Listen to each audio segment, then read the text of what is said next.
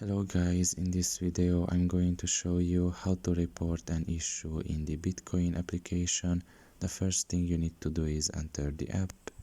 Once you're done with that and you are in the home page, you should look at the top of your right corner and there you will see three dots. Press on it and you can select here the sixth option, which is report issue, and you can just write in here the issue's description.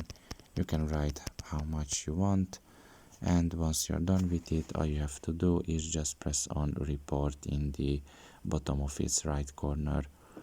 Now you can also deactivate these settings down below, like append device information, append application log, or append valid dump. You can just press on them and you can see the check mark have disappeared. That means that they have been deactivated. You can also leave them like that and just press on report. So pretty much this is all about it. I hope this video was helpful to you. Thank you for listening and see you next time. Bye bye.